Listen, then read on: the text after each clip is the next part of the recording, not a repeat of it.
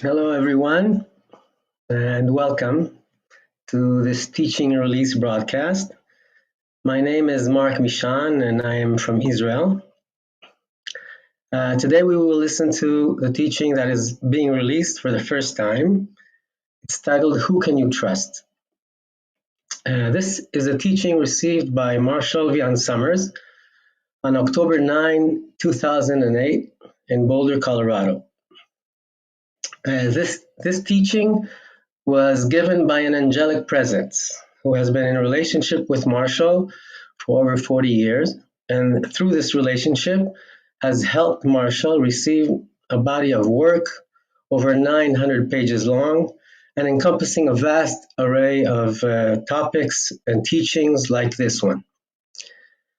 This teaching is a part of our forthcoming book called Preparing for the Great Waves of Change, and is available together with other teachings on the New Message website, which is online and free.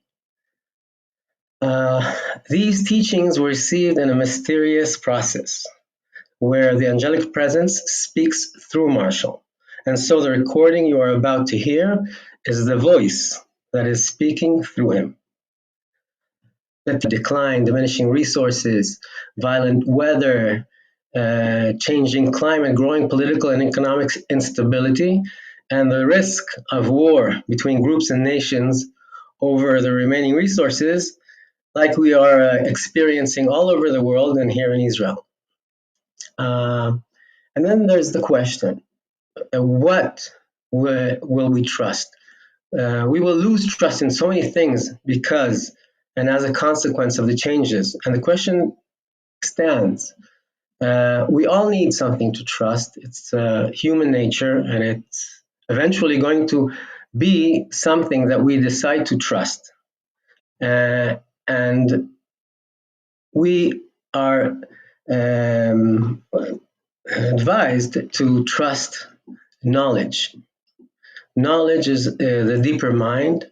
It is a source of guidance and support that we all have, and it's dependable and can weather the great changes that are coming ahead. But it's something that we need to establish a connection to. So we are not asked to trust this knowledge just based on hope or an idea, but actual experience. We are really given the opportunity to experience this knowledge and learn to trust it.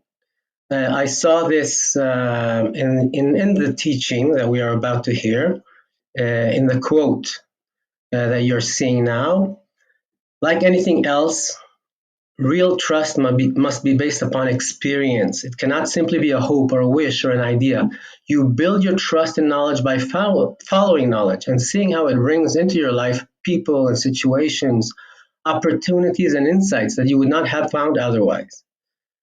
So it proves itself to you, but we have to establish and open ourselves to this deeper mind through the preparation that is provided, which is called Steps to Knowledge.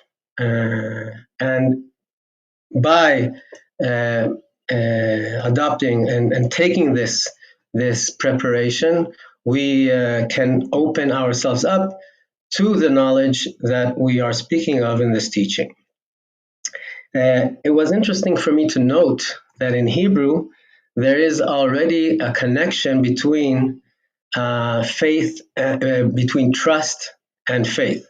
In Hebrew, trust is emun, and faith is emunah.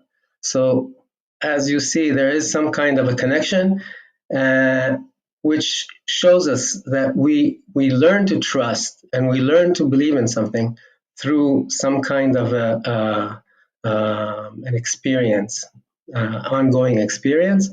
By the way, the word amen that everyone knows is also connected to this same word. We will listen now to the teaching. At the end of the teaching, you will be able to participate in a discussion that will take place on Discord, the platform that we are using for these discussions. And the link to that discussion can be found below in the description of this video. And you are welcome and invited to participate after the teaching. We will now listen to the teaching called Who Can You Trust?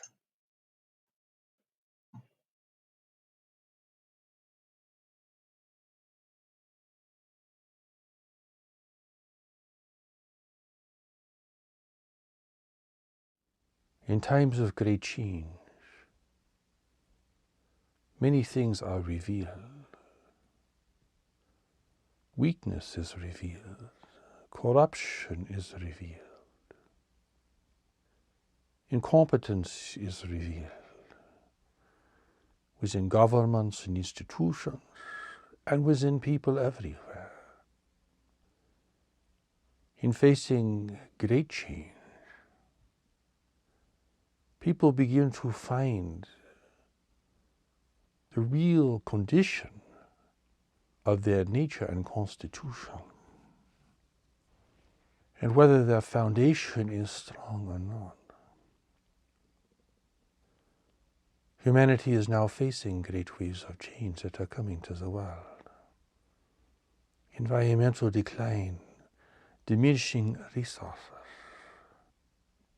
violent weather, changing climate, growing political and economic instability, and the real risk of war between groups and nations over the remaining resources.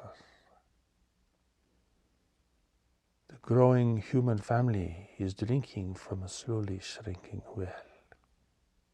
The strain this will produce, the unanticipated consequences, the fracturing of economies, all of these things will be revealed as time goes on. And people will find themselves far less secure than they perhaps believed they were before.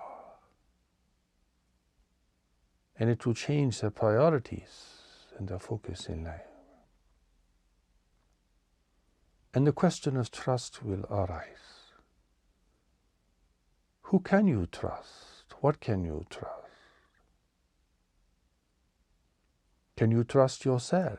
Can you trust other people? Can you trust your ideas, your beliefs or assumptions? So much will be thrown in question that you may feel you cannot trust anything, that everything is in flux. What you relied upon before is now changing or breaking up or falling apart. You may feel you cannot trust your leaders, your government, your economic institutions, your religious institutions. People may question the foundation of their religious beliefs and institutions. People's grievances towards other groups and other nations will be activated as they look for someone to blame.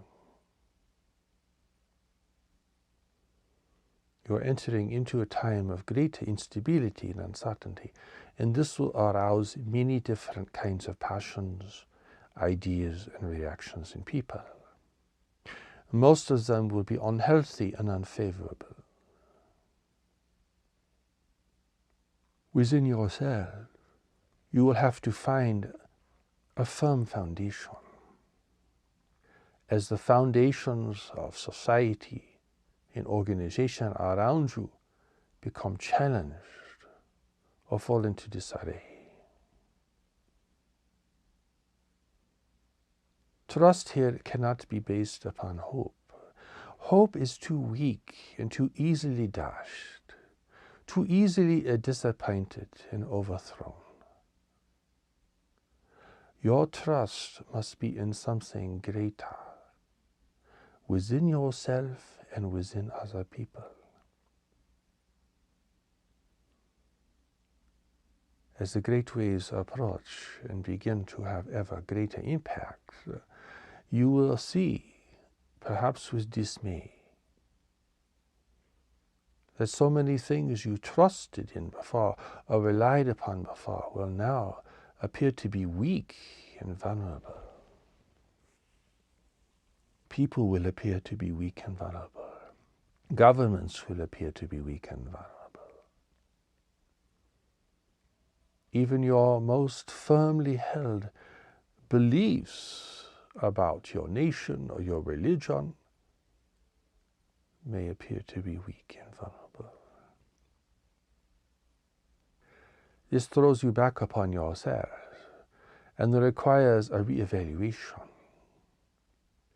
a very serious and deep re-evaluation. Many people have based their entire lives on a set of hopes and expectations which are built upon a weak and fragile infrastructure of human society. You will see how easily governments are thrown into panic, how easily major institutions can fail or falter. And this will shake you. Perhaps you will want someone to blame. Perhaps you will strike out at others. Perhaps you will express anger and frustration. But this is not really addressing your core need or problem here. The question arises, who can you trust?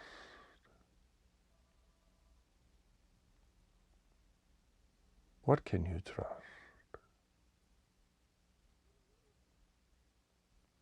Everyone will trust something. Even if it is their distrust, they will trust something. Perhaps they will trust change. They will say everything is going to change, and that is where they will place their faith and their trust. Even the most cynical point of view has trust in it. One is trusting their cynicism. One is trusting their ideas. One is trusting their perception and their position in life. Even if that trust is misplaced.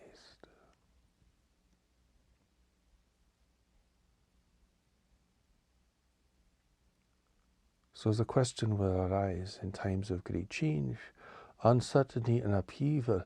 What can you trust? Where will you place your faith? As you look about you, if you are looking seriously, if you are really looking to see and not merely to judge,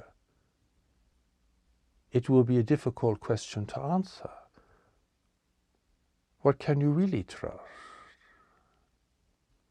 What is it you see that will not fall away in front of you, or prove to be weak and vulnerable, or prove to be other than it appears? It will be a crisis of faith for people everywhere, even in the wealthy nations,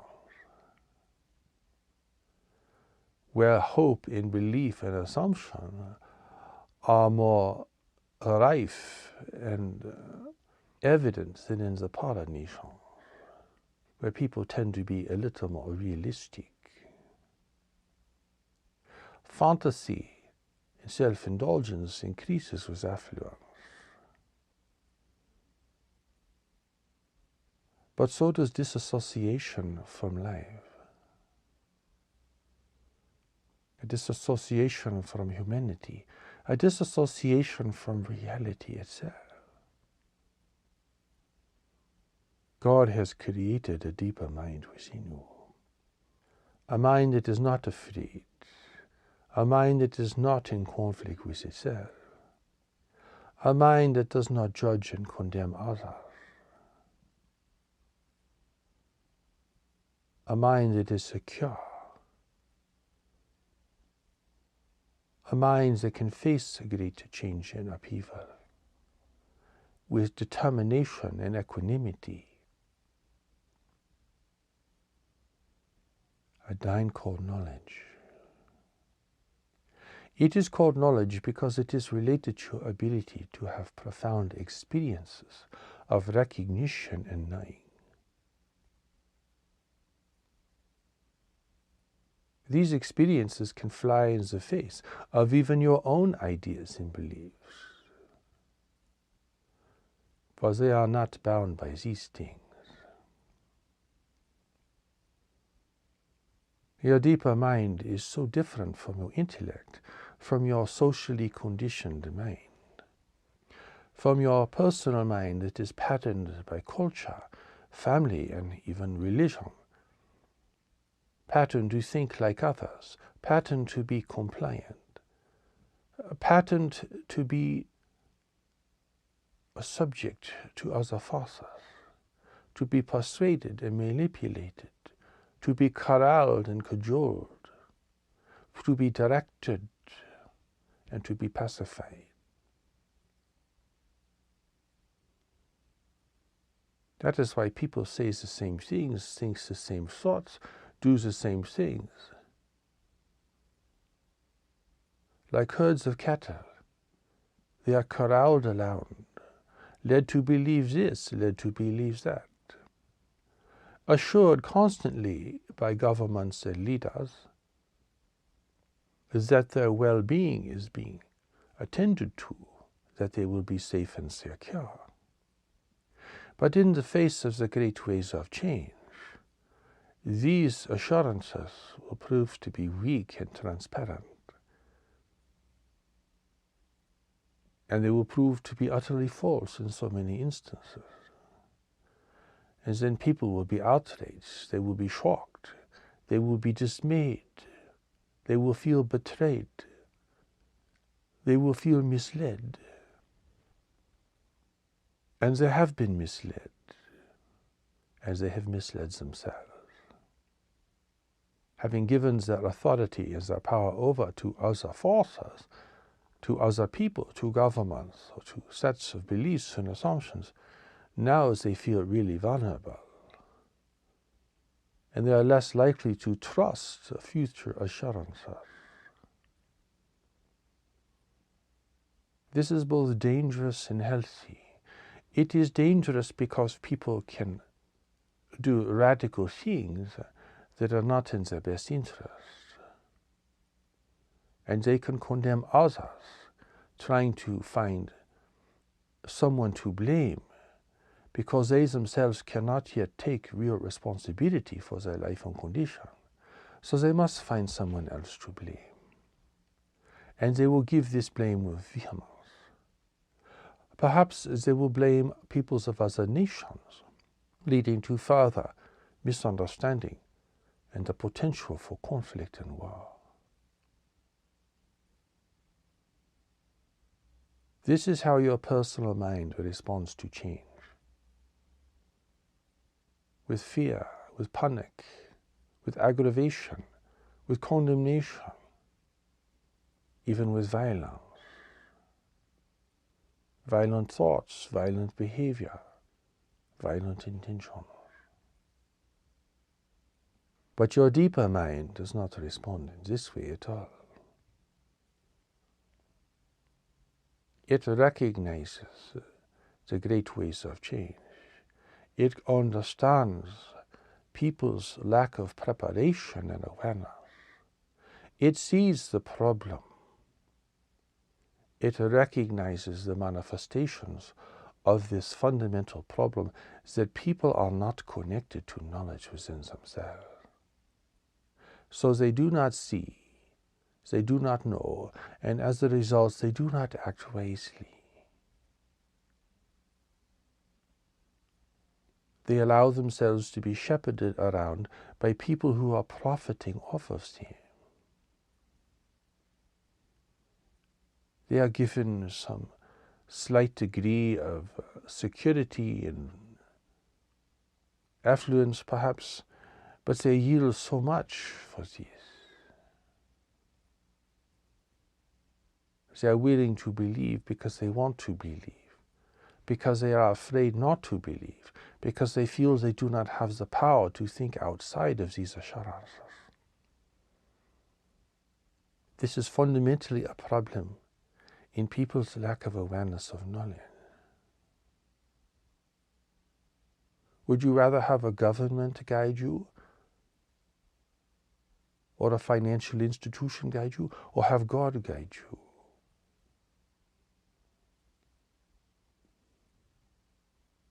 Your leaders may be as blind as anyone else, living on false assumptions, believing firmly and fervently in their own ideas and the justification of their actions, like the blind leading the blind. You want to believe because you are afraid not to believe. Because without that, then what can you trust?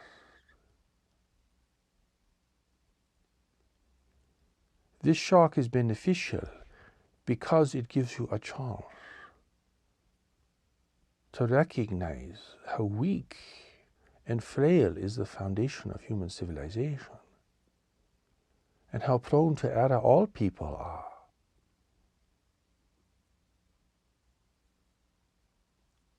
And you will see that there is really something else within people. Perhaps you only see it in a few people that is really wise.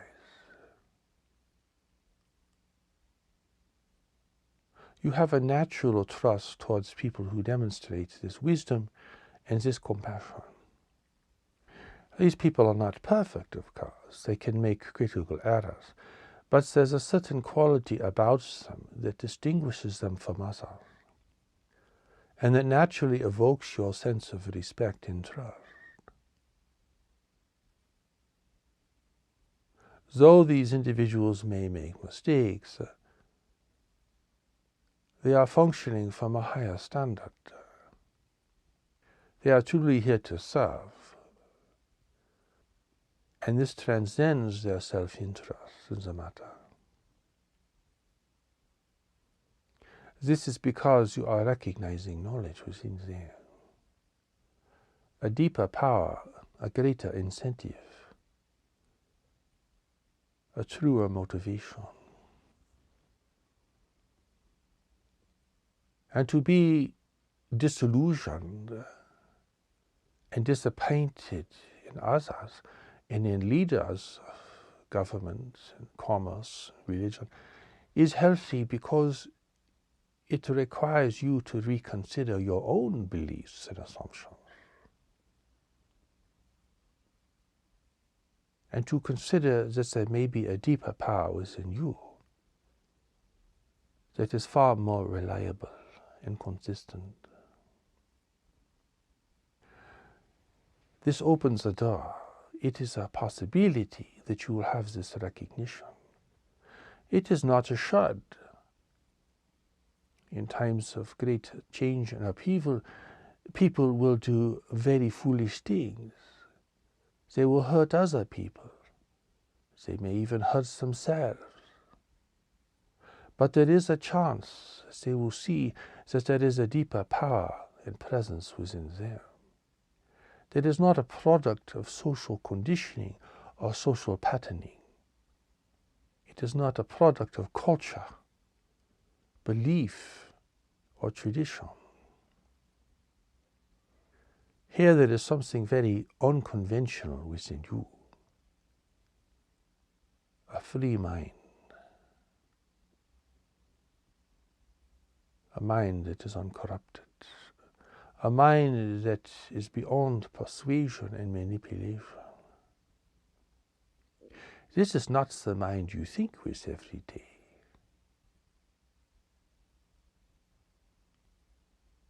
This is a deeper mind. People say they trust themselves. Perhaps they will even declare that they will only trust themselves. But what are they really trusting within themselves? Their ideas, their beliefs, their assumptions, their political views, their religious beliefs? What are they referring to here? Are they going to trust their emotions, which can be so easily stoked by fear, disappointment, and blame? Are they going to trust their natural instincts, which in many cases can be truly violent and destructive? What are they going to trust within themselves?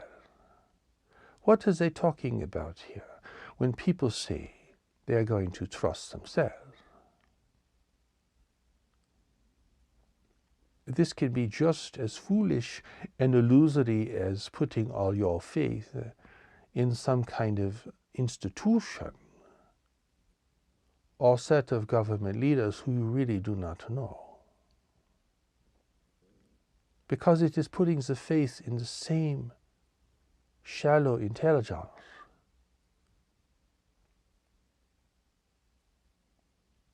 To believe in your own social conditioning is really no different than believing in someone else's social conditioning.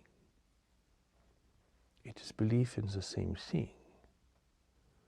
Perhaps you feel you have more control over your social conditioning, but most people really do not. They are simply following it slavishly. And when it disappoints them, they try to place the blame outside themselves. To avoid self-recrimination, they try to blame others, to find someone beyond themselves upon which they can vent their anger and frustration.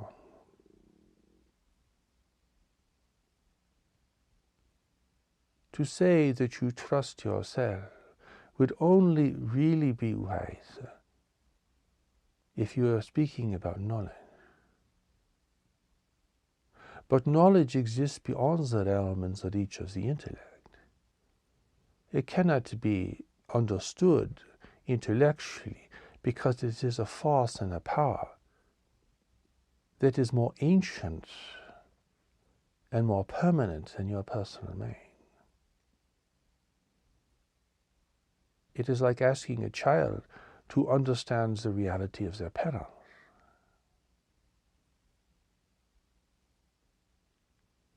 Knowledge is functioning at a different level. It is not of this world, but it is in this world to fulfill a mission, to experience and express a higher purpose. This is your mission and your higher purpose. In light of this, disappointments, radical change, no matter how difficult or stressful, can really be beneficial. If seen from the position of knowledge, then the great ways of change are the perfect opportunity to express a greater purpose and to give greater gifts to humanity. And yet you look with sobriety because you understand the greater risks for human suffering and loss of life here. So you do not take this casually. It is very risky. Change, if it is real, is very risky. The outcome is not assured. People may not do well or even survive. Knowledge is very sober about this. It is not casual. It is not so self-assured that it can assure the outcome. But that is not its issue or its emphasis. It is here to serve. Because it is immortal, it is not afraid of death. It simply does not want to lose this opportunity to serve.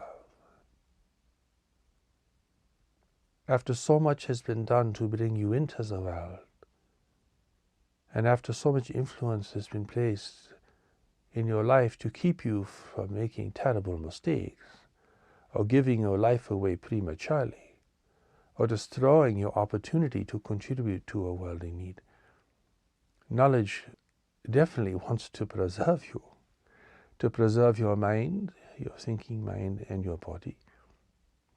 And in this regard, it will protect you and guide you with the wisdom you will not be able to find anywhere else.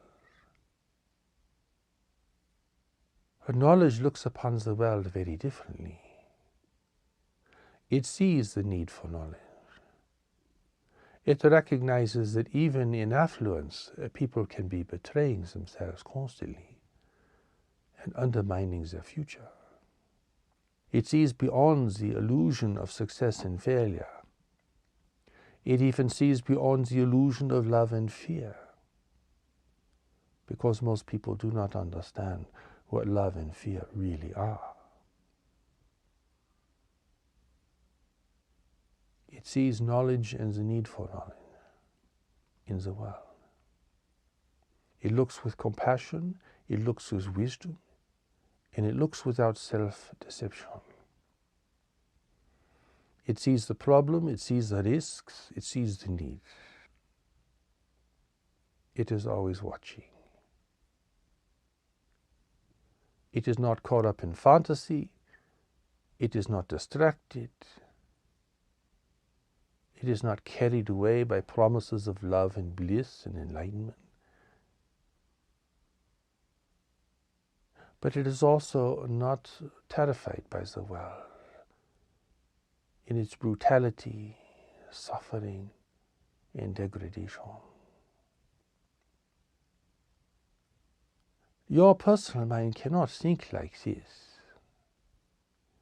You may try to purify yourself. You may give yourself over to decades of spiritual practice, but your personal mind cannot do this. It is still a product of the world. People try to lift the intellect beyond error, beyond illusion, beyond misinterpretation, but they find they can only go so far. And then they have an experience of judgment or condemnation, fear or blame, or lust or desire, and they realize that really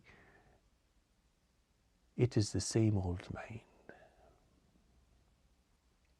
Perhaps they have become more objective, perhaps they are less influenced by this personal mind, but it is the same old mind. Just like you cannot alter your body, really, without extreme actions, without mutilating yourself. You cannot really change your appearance beyond a certain point. You cannot change your personal mind beyond a certain point. What changes is your relationship with it. Instead of slavishly following your thoughts and your feelings, thinking that your mind is who you are, you begin to look at it more objectively, and you see that your thinking mind, your thoughts, your beliefs, your attitudes, really is not who you are. It is an outward expression of who you are, but who you really are is something more deep, more profound. It is like looking at the surface of the ocean. One day calm, next day turbulent, always changing, always being swept by the winds of the world. Do you look at the surface of the ocean and know the ocean? Of course not. You cannot see the life the ocean contains from the surface. Perhaps you will see the evidence of a few life forms, whales and dolphins and fishes, but you cannot see what really lives in this ocean. You cannot stand on a mountaintop and look at the forest below and know everything that lives there, unless you have lived there. Do not look at the mind, at the surface, and think you understand the mind.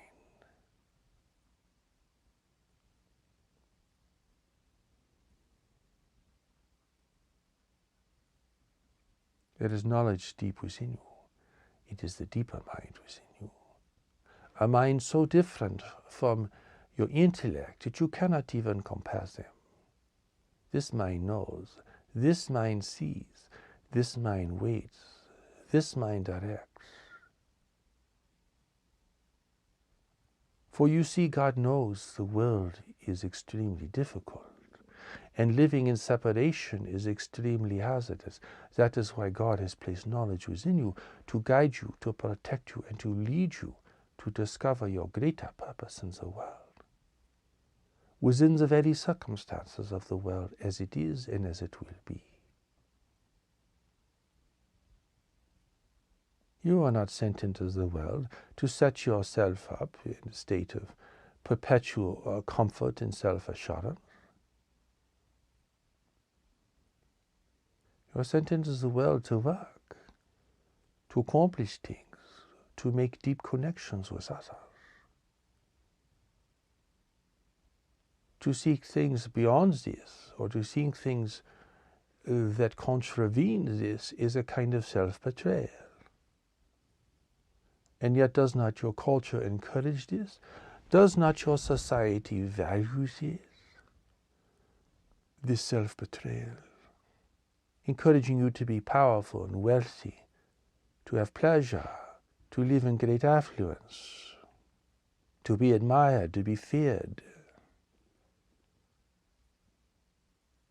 Societies, visionaries, and saints may be reduced to poverty and persecution, but all its wealthy are idealized and held in great esteem. Those who have lost their connection to knowledge and have given themselves over to seeking power and preference in the world. Is that who you would emulate? Is that what you wish for yourself? Certainly you need a certain degree of security. Basic needs must be met. You need a stable environment. You need opportunities, yes, of course. And knowledge knows that and supports that. But really people have taken this way beyond their authentic needs. So you have an aberrant life here, a life that is perpetually unstable, a life that is driven by fear and greed. It is a distortion, and in some cases it is an abomination. And in times of great change you realize finally you cannot trust this. Perhaps your belief in it will be shaken. Perhaps your slavish adherence to it will be shaken and thrown into question and doubt. And this is a good thing, you see. In times of seeming affluence, people are asleep. Few are questioning their condition or the validity of their lives or the meaning or value of what they are doing. But in times of disappointment, well, people are much more alert, much more concerned. And this generates for many people a healthy self-inquiry and re-evaluation.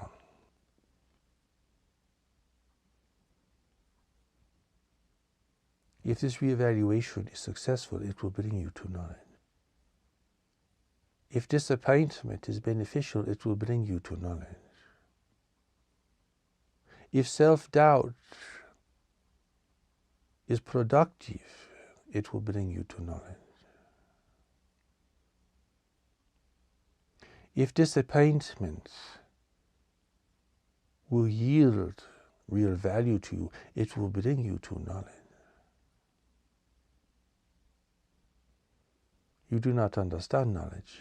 Perhaps you think it is weak and fleeting, a kind of romantic idea, a kind of hope or a wish.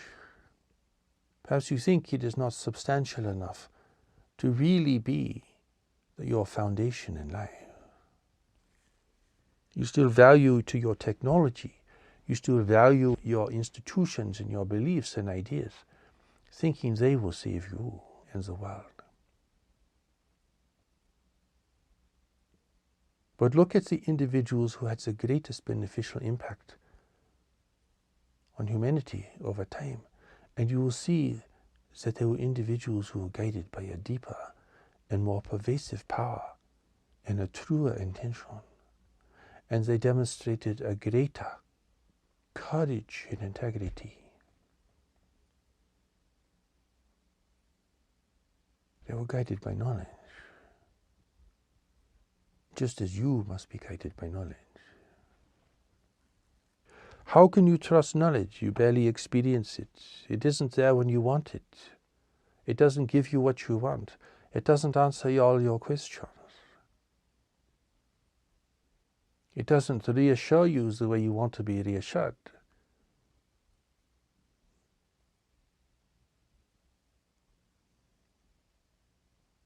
How can you trust this thing called knowledge? Like anything else, real trust must be based upon experience. It cannot simply be a hope or a wish or an idea. You build your trust in knowledge by following knowledge and seeing how it brings into your life people and situations, opportunities and insight that you would not have found otherwise.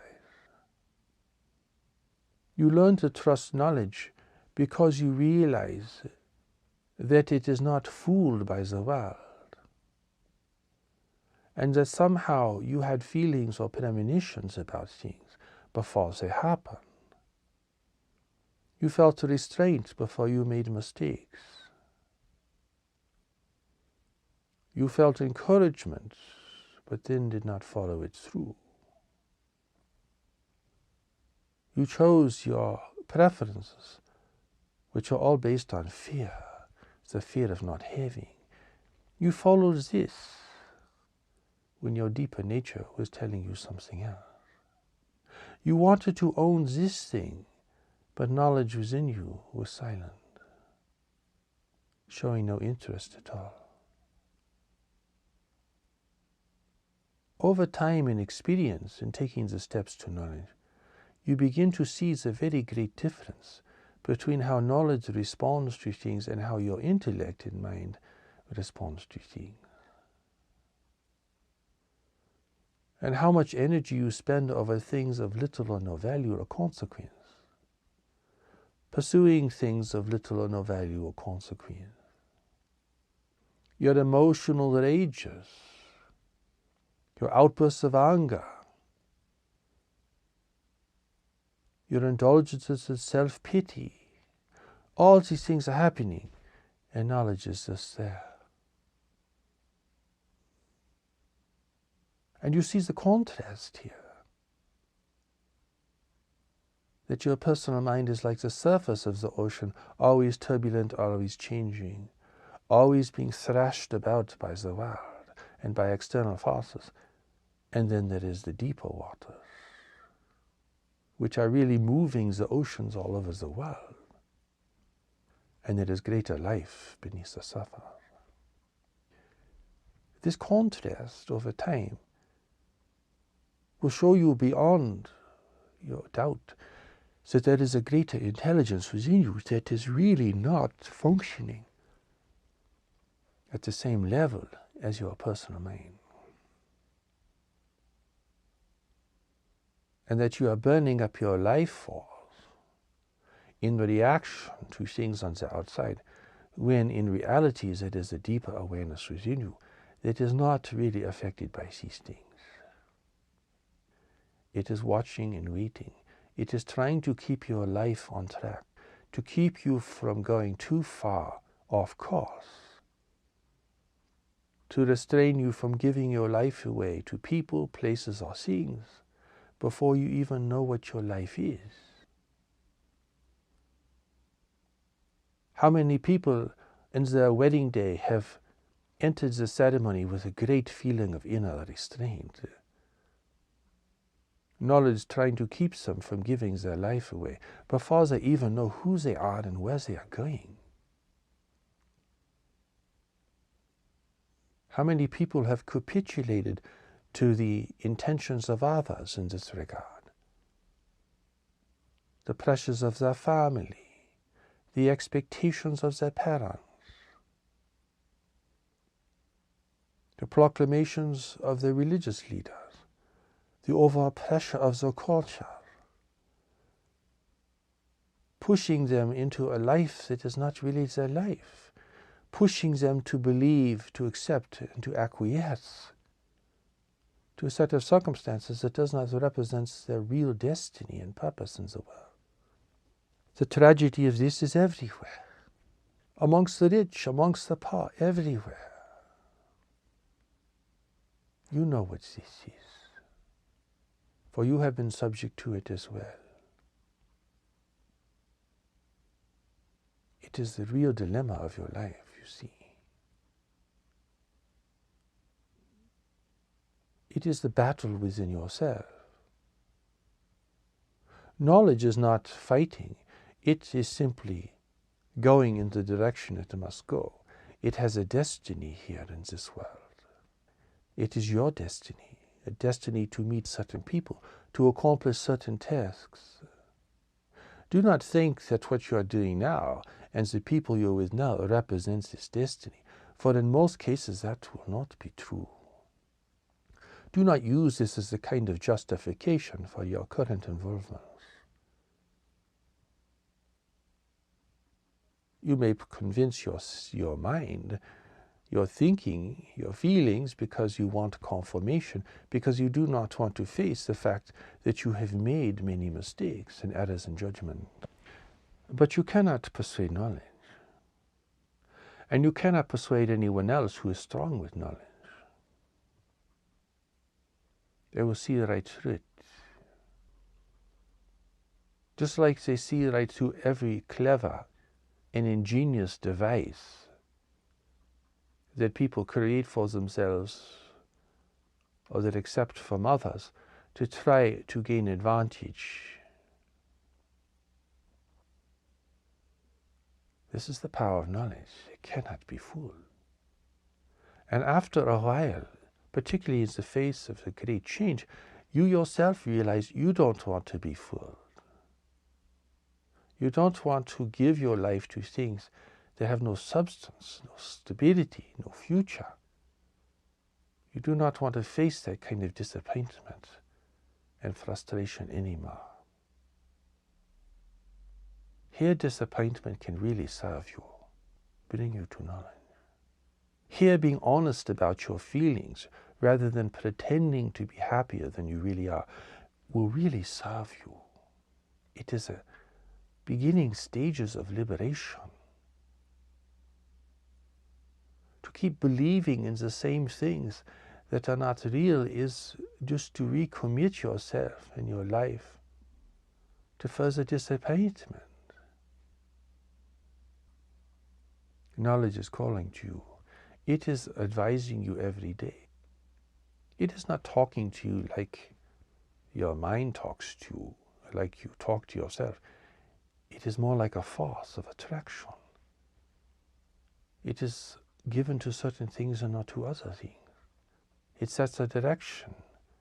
It is an influence. It is a power.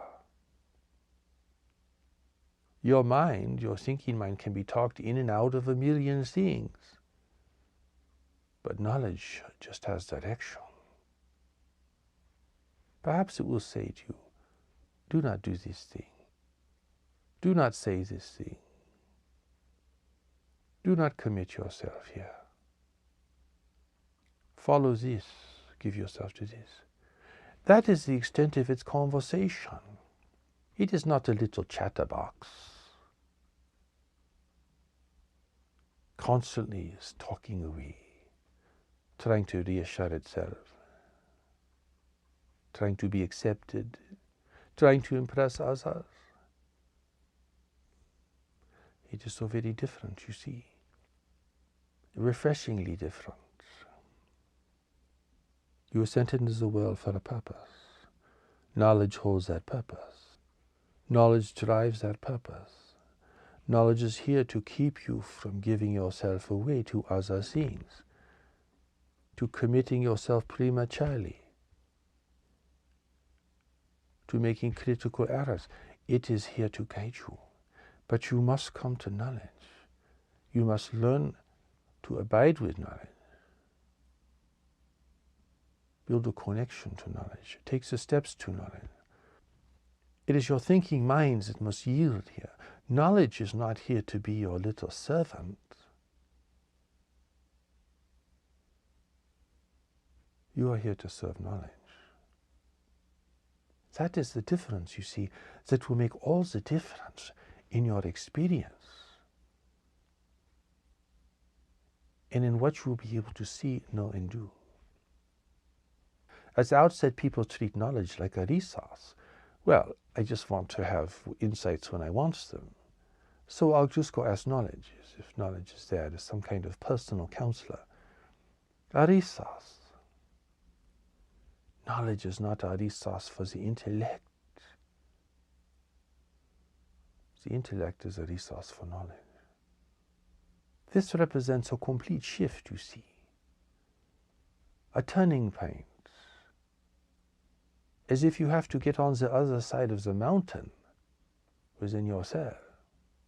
And that is why it is a journey and has many steps. Knowledge will not be used as a resource for your wandering desires. It just will remain silent, and you will think it is not there.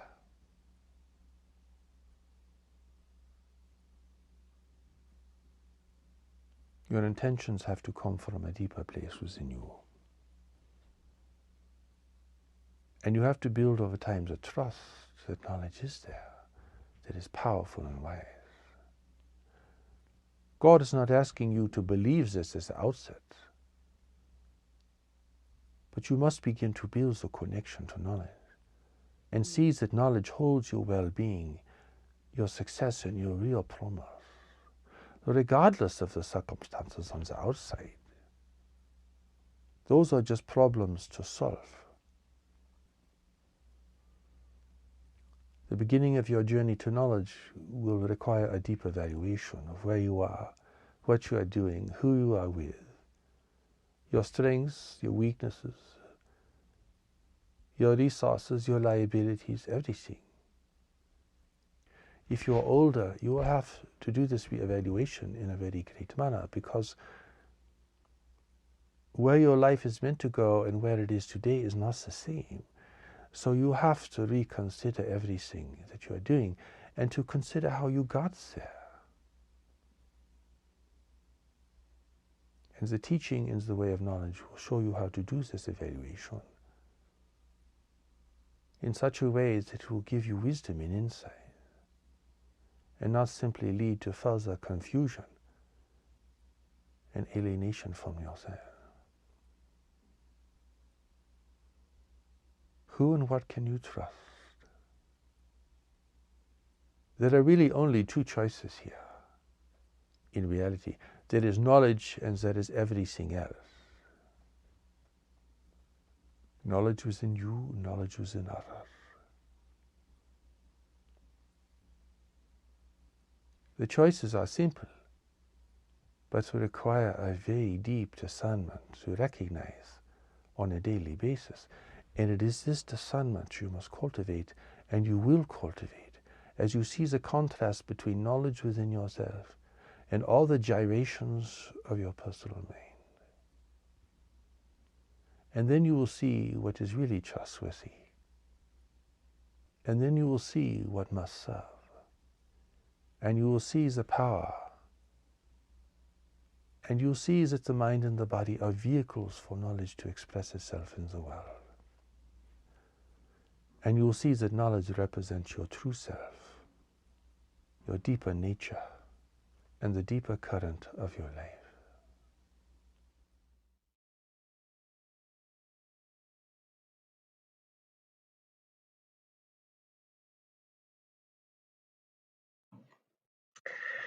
Thank you for listening.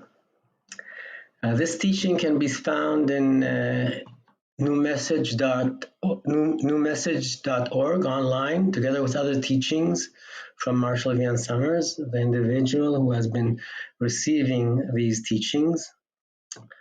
We would also like to point out a few other events that we have coming up. On Tuesdays at 7 p.m. Mountain Time, that's in the United States, there is a world meditation taking place. October 19th, in 2 weeks' time, we have a live teaching from Marshall Van Summers. On November 2nd, also at 9 a.m. Mountain Time, there's a live message revelation released like this one.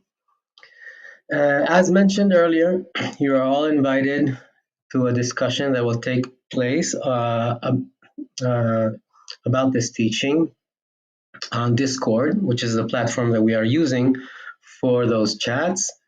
The link is provided below this video, and you are all welcome. So see you there. Thank you for being present for this presentation of the teaching.